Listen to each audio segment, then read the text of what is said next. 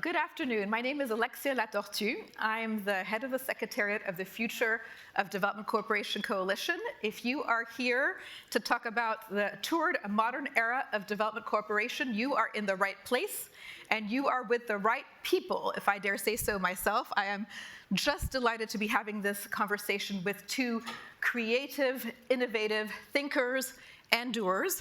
So really glad to have this conversation with Dr. Rania Al-Mashat, who has spent 8 consecutive years, I believe, with the Egyptian cabinet in numerous functions, from tourism and her last post with planning, economic development, and international cooperation.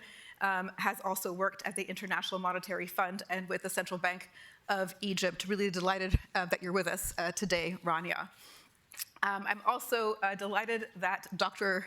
Vera Songwe is with us. She is the founding chairperson and CEO of the Liquidity and Sustainability Facility. She works to bring prosperity to Africa. She's done this at the World Bank, at the IFC, at the United Nations with the Economic Commission on Africa. She is an informal and formal advisor to many heads of states, central bank governors, ministers of finance, and to me as well sometimes. So I'm very happy about that. Both these women have high credibility, high trust. I'm really lucky that they're both associated with the Future of Development Cooperation Coalition as well. Rania is one of our commissioners, and Vera is a member of our Council of Academic Advisors. So really delighted to be here with both of you.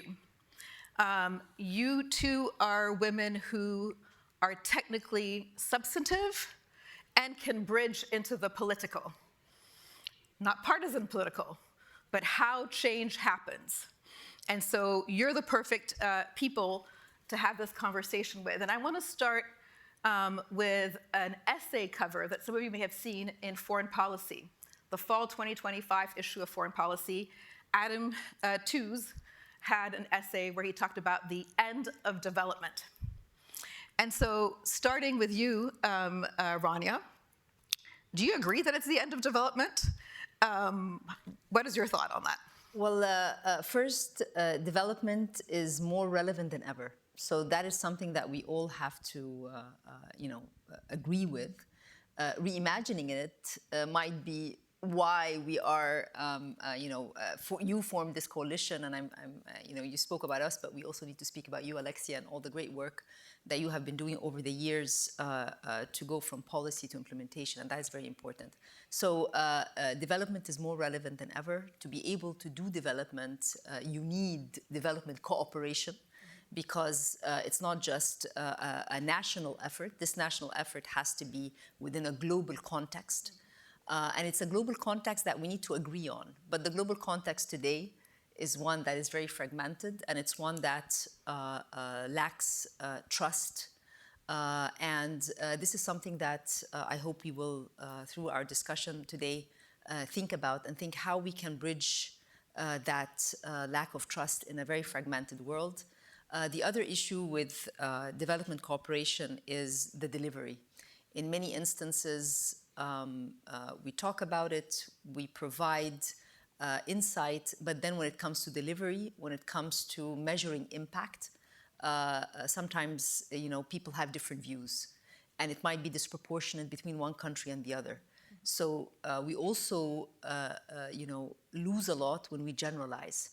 And that's why when we think about development cooperation, we need to maybe be more granular. We need to look at examples that work, examples that did not work, why didn't they work, and push forward. But absolutely important, development is relevant. A lot of the world's problems today would be solved if countries are developing. And of course, it's very difficult to say this with a backdrop of conflict and so forth. But nonetheless, populations exist, countries will exist. It's a path that we will have to go through. So regardless of the exogenous shocks that are facing us, it is very relevant. It's relevant for countries, it's relevant for companies, it's relevant for individuals. So it goes all the way. So again, I would say that through the coalition, which I'm very happy to be a commissioner with, and this was announced day before yesterday, that we will, together with a very impressive group of distinguished experts, try and not reimagine, but not rethink, but really reimagine how we can do all of this together and create that trust and create that multi-stakeholder engagement that's going to push development at country level, but also, once again, development at country level means that we need to have development cooperation where all of us come together. No, fantastic. So a very strong message about the relevance of development. We'll come to the exogenous shocks a little bit later in the conversation, but also a need to reimagine. And indeed, many people are saying development is in a crisis. So Vera, I would love your views on, is it in a crisis, development? If so, what are the drivers? I think, Rania, you talked about some of them from your perspective, the lack of trust, delivery not being exactly where it needs to be, not being granular enough. Vera, what's your perspective? First of all, thank you. Thank you so much for having this conversation. I think it's a really important conversation. It's true that it's happening at a time when reimagining not only development, but the world is a little bit of a difficult thing. But it is precisely at these times that it becomes important that we try to think about what could be after the turmoil, let me put it that way. And I think, I don't know that it's in a crisis per se. Your question is development in a crisis, development cooperation. I think a couple of things have happened. There is maybe an unmasking. I now use this word of the unmasking of the old development architecture, which was in some sense an architecture that we all kind of knew was suboptimal. We all kind of knew was not delivering. But we all wore the mask in the morning and we went on and we played the game. And I think today we have sort of taken away that mask. And the question then is, what was it that the mask was sort of covering? And I think it's the faulty architecture. And so the reimagination is really, I think, a challenge to us to reimagine what is the new architecture, what should that new architecture look like. And I just maybe want to use 3 examples to explain a little bit what I mean. The first one is a little bit the architecture around the creditor landscape. When we talk about development, we talk essentially about who is funding development and who is going to fund growth and prosperity and deliver the investment that should create jobs. And for a very long time, it was kind of the G7, and if you extend it a little bit, it was the MDBs through the G7 that we're doing this. So it was a very sort of orderly process around, you went to the World Bank, you went to the IMF, you got your little credits, if you were in Africa, you went to the African Development Bank, if you were in Asia, you went to the Asian Development Bank. It was all very orderly. And then, fast forward into the 2000s, and then we started, seeing popping up private creditors, and then, ECAs, and then, bilaterals, and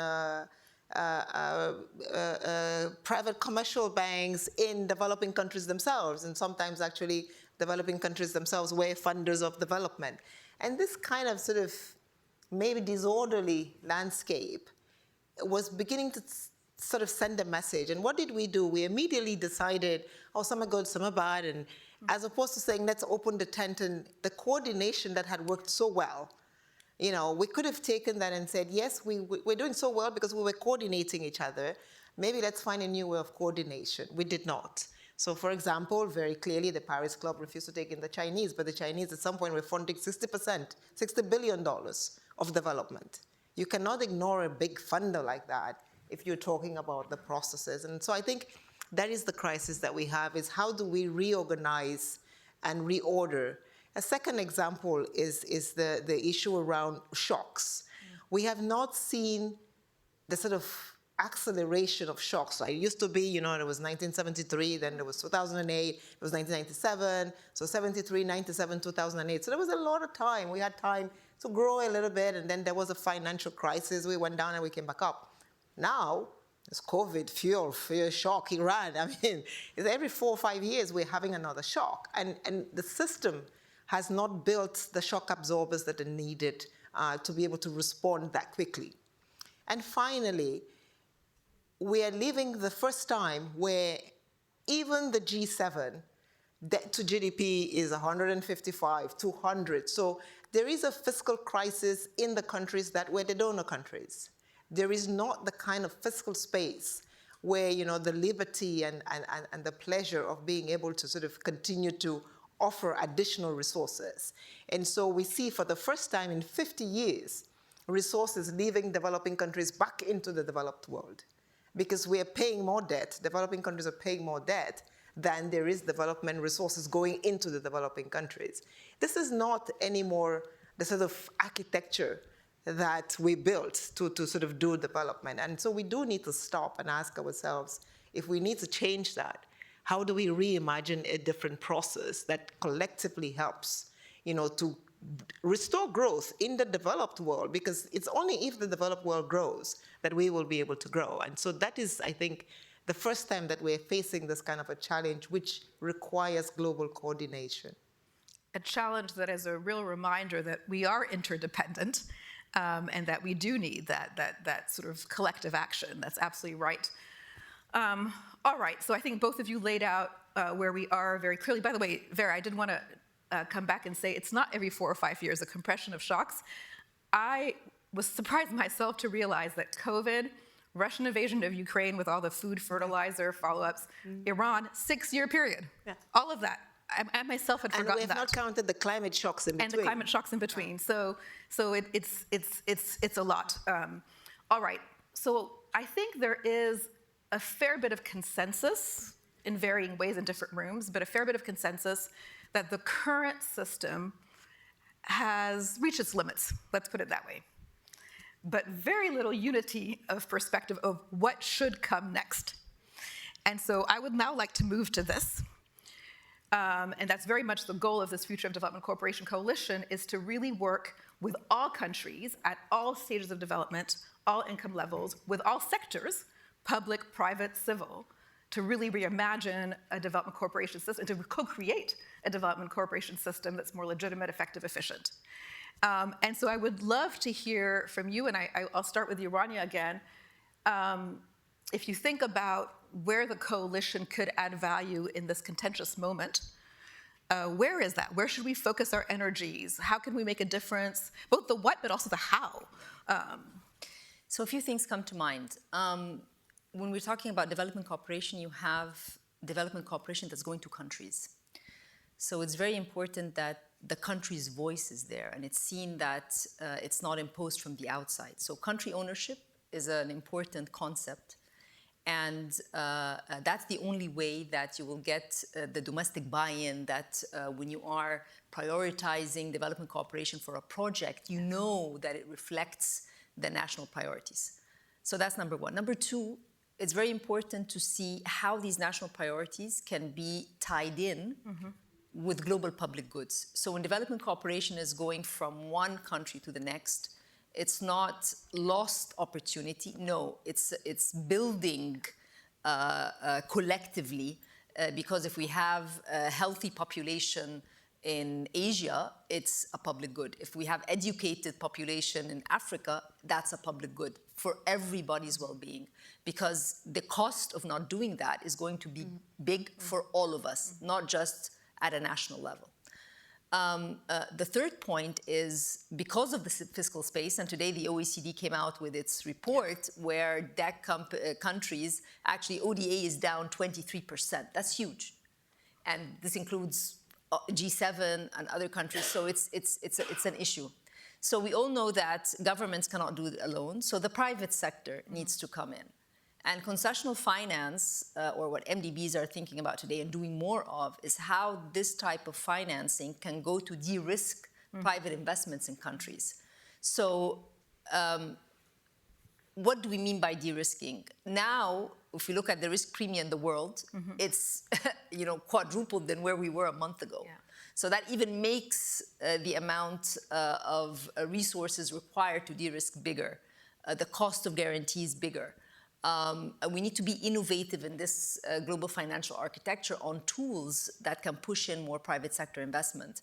So this is a second point, that it's not just sovereign, no, it's more private sector. And with the private sector, we need to think about defining opportunities in the countries, and that these opportunities could be linked to projects which push global public goods like renewables today in different countries. That's a fantastic investment opportunity and a way for MDBs to provide financing to the private sector. And it's a way to push our development cooperation. So, and we work together on Egypt's country platform. So it's nationally owned, but it's pushing the private sector and it's de-risking investments. So this is another important point. The third is because of the landscape, which is full of players, whether domestically or internationally, we need to cut inefficiencies and therefore reduce redundancy, reduce repeated projects, the same project by different financiers or the same projects by different ministries, if you will. So you have at different levels the need to streamline, the need to be slimmer, so that the outcome and the impact is bigger. So this mutual reliance, which many MDBs are doing today and development partners are doing today is very important. It's looking at the procedures, making them better, but also at a national level, ensure that all this cooperation is happening in a way that where we reduce redundancy and push efficiency. So those would be my points on this, but it all starts with country ownership, how we tie that with the globe, or the global goals and the public goods, and then make sure that the private sector is there. Absolutely. But today in a world where risk premia are so high, each and every dollar to de-risk is important, and then mutual reliance across the different financiers in order to ensure that we are not just repeating ourselves, but actually trying to get the highest return on each and every dollar of development finance or, development cooperation, whenever way we want to define it. Yeah, and I mean, all of this really makes sense. And the cost of capital was already a concern for many countries, and the current environment is just making it more complicated. So we can maybe get back to that. But can I just ask you one more question on your first point, which I think is pivotal. And for us at the Coalition, we really believe that we need to stop thinking of development as equaling the development industry or development equaling aid, and really starting with a country perspective. So country ownership, I would say country leadership and execution capacity is really important. You were a very strong lead in Egypt and galvanized a range of different funders around your priorities.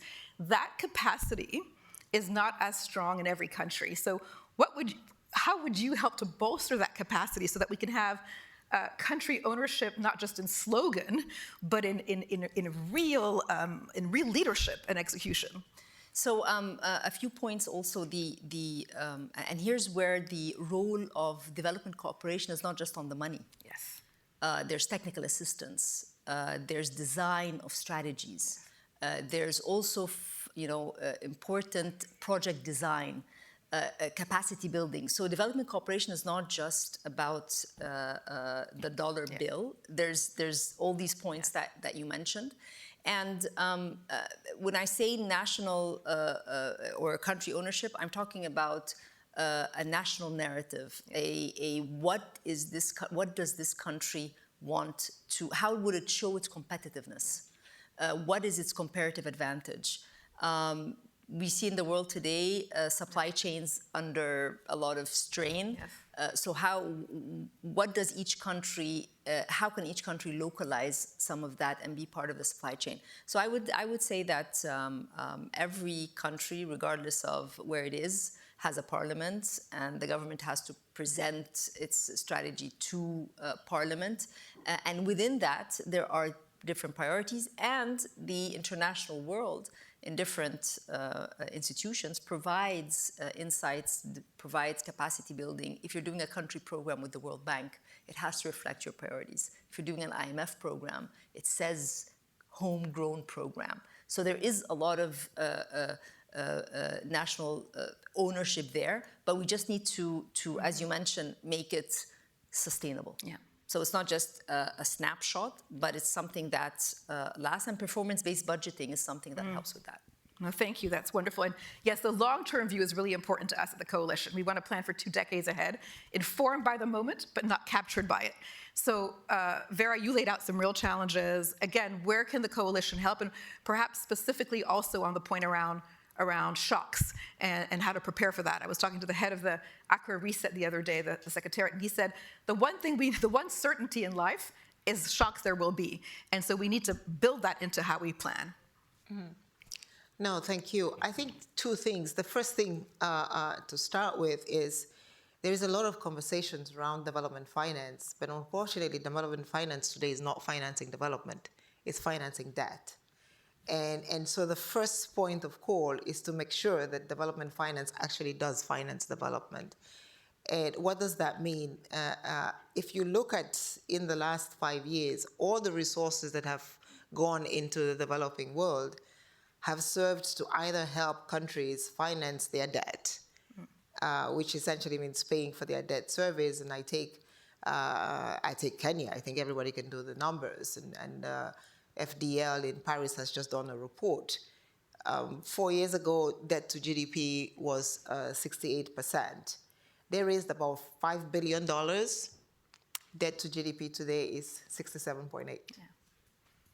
So essentially, all the resources that they raised went to finance debt service. Same thing for Cote d'Ivoire, more or less, and at 9.5%.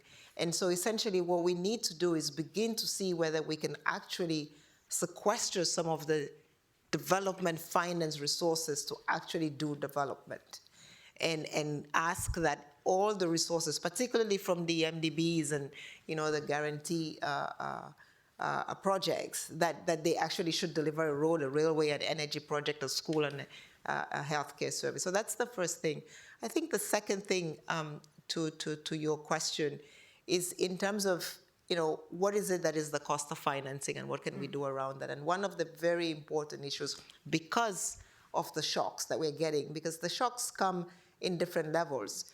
We're just looking at the numbers recently with the war on Iran, and immediately the war happened, US interest rates 10-year went up 44 basis points. Immediately, all interest payments for Africa, I just did the calculation 2 days ago, $4.4 billion in addition for debt service. And so if a country went to bed in the night thinking, I can make my payment tomorrow morning, you wake up with an average of 320 million more in debt. And, Egypt is a case in point, and many others, that because of the way that we're borrowing. So one of the things we do need to look at in this new dispensation is to see whether, at least for social projects, they can be done in local currency financing, so that immediately manages the shock. The second thing that we can do is something that we are now doing more and more, and you also, Minister Rania has done a lot of work on this. We've all done a lot of work on this.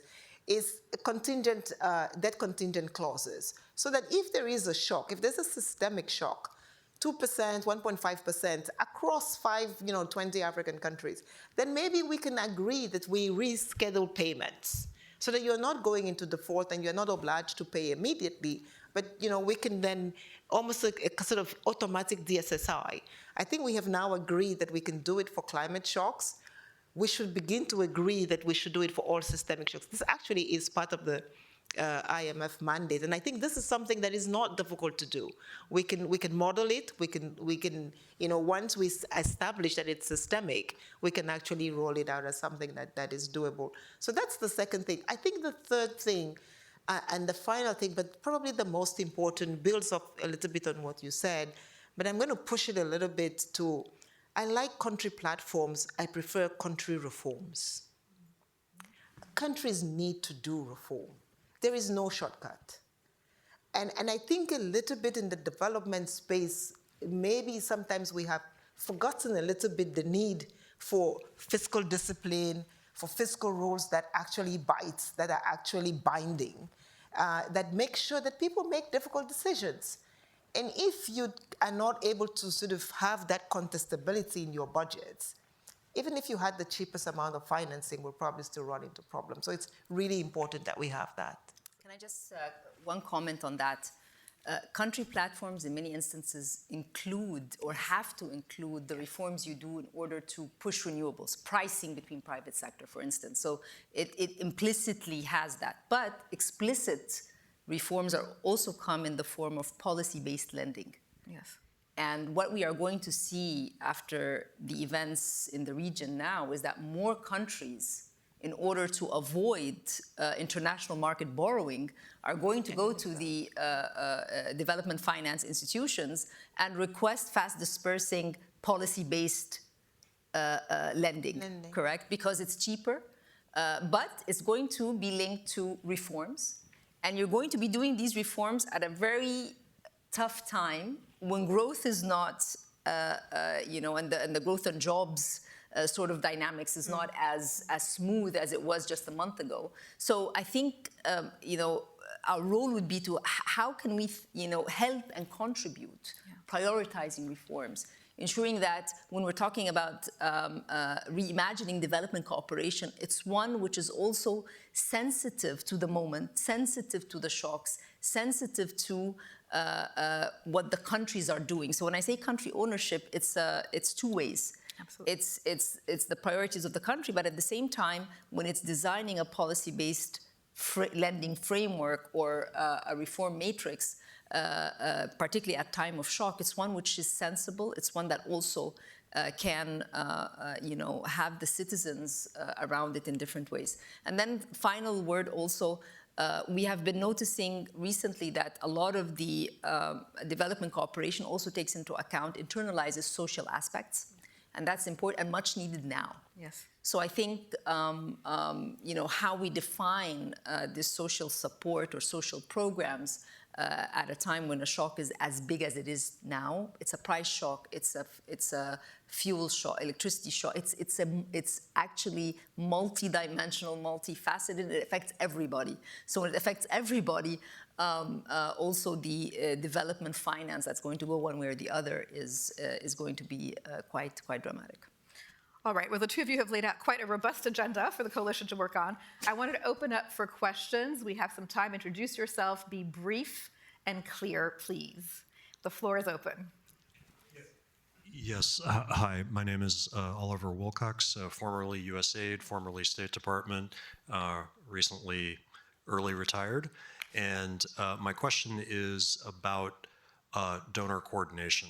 Because absolutely, I hear you on country ownership and how that needs to be slimmed down, restructured, the capacity needs to be there to do that, all very important. But the donors themselves need a lot more, I would say the word is really coordination, not cooperation among the donors. And one sort of missing piece in this, I think, from certainly a US perspective, but also I would to a lesser extent, a Western European perspective, is the role of the Gulf states. And I'm not talking about private Gulf capital. I'm talking about the development funds and banks that, frankly, here in the U.S. have largely been ignored. Got it. And Got it. We got it, Oliver. Great questions. Anybody else? Okay, in the front. And women are allowed to ask questions as well. John Simon with Total Impact Capital. In this modern era of development cooperation, it seems to me there are two elements that you've mentioned, and I just would like a little bit more exposition on them. One is much more country ownership, which I think is something the old development era tended to disregard. And the other is to move from a grant-driven model of development to more of an investment-driven model. And I'd like to hear more about your thinking about how that could work in this new era. Excellent. Right behind you. And then we're going to do our last question in the front. Thank you. I'll try to keep it very brief. I'm Orestes Anastasia. I'm with AERA Sustainability Advisors and the newly formed Institute for American Leadership, and it would be great to coordinate with you. I think it's a fantastic panel, and I love that you started by talking about focusing on the interest of the developing countries, of the emerging economies, and making development, forming development from their perspective.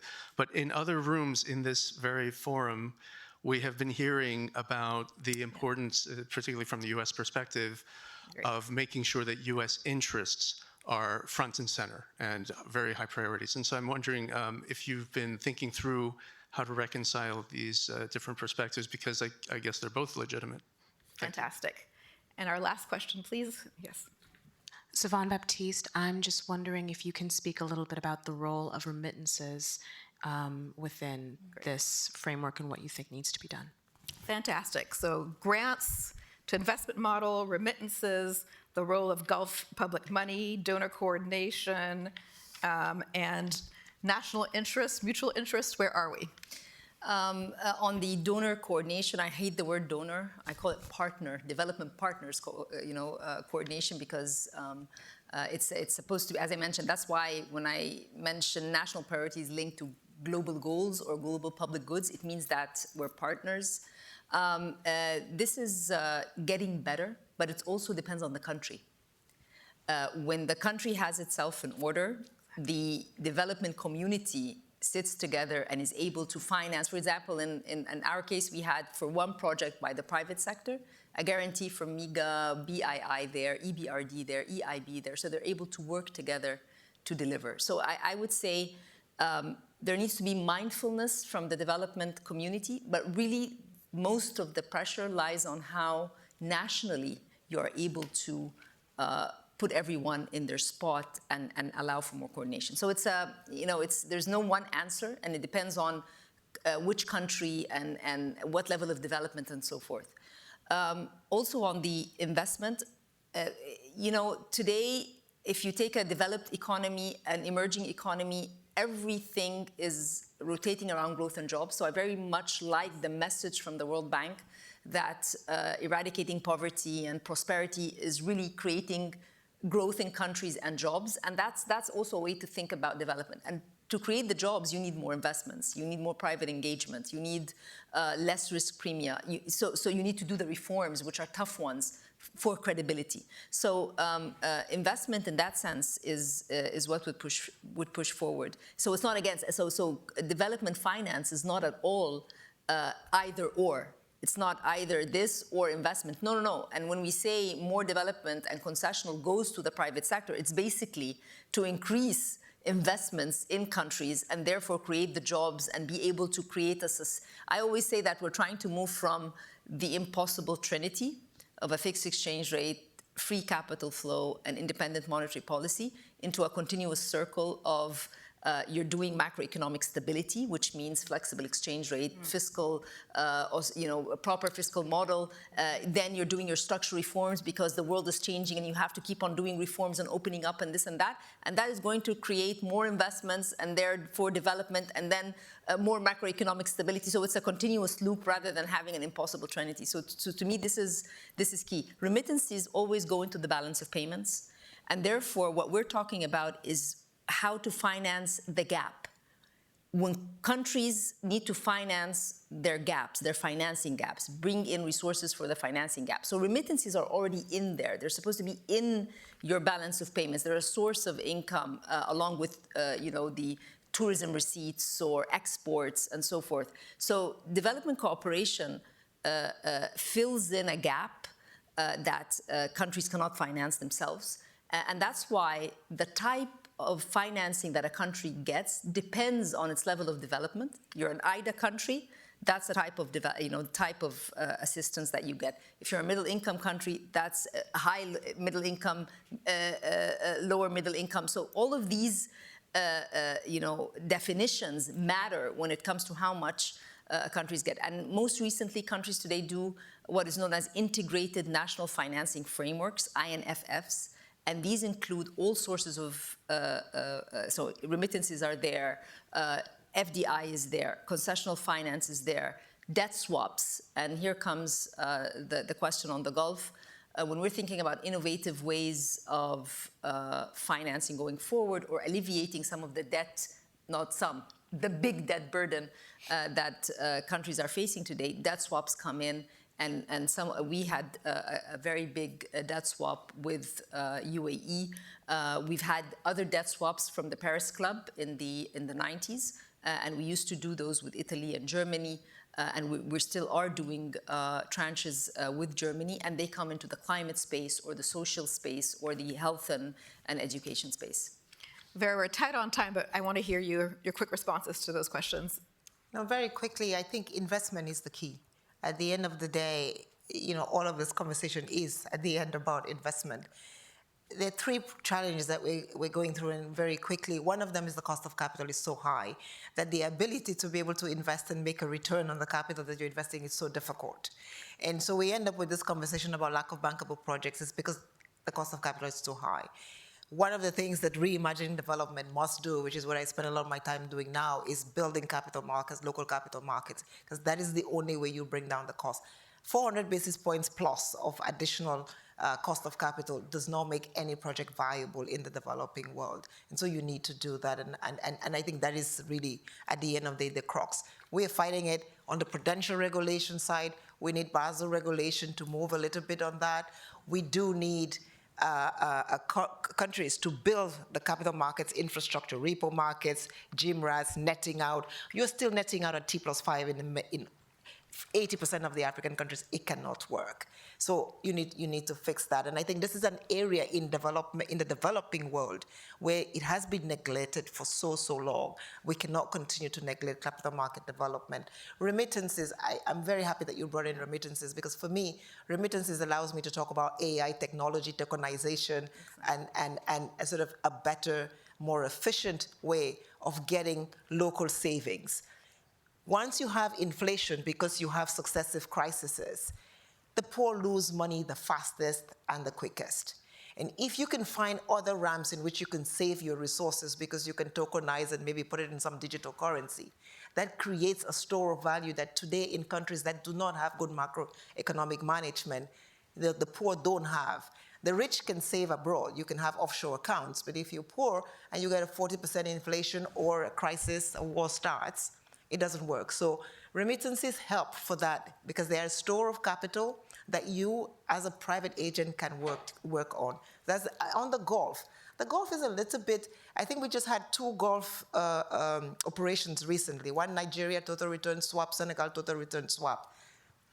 I think that what we do need to do is the coordination point. We do need to understand that when we use these new and innovative financial instruments, they need to be transparent, not only for the country, but also for the creditors. I think today there is so much talk about lack of transparency and hidden debt in developing countries. It has to be transparency from the MDBs, transparency from the creditors, and transparency from the countries. If we have that triangle of transparency, we will get a lot of these resources being used more efficiently for investment.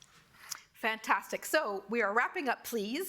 Let me just say that every human being, every country will act in their self-interest. That's normal, that's healthy. There's a difference between brutal, extractive self-interest and self-interest that also has room for mutual interest. Thank you for joining us. I'm deeply grateful to our panelists. Thank you for you as well.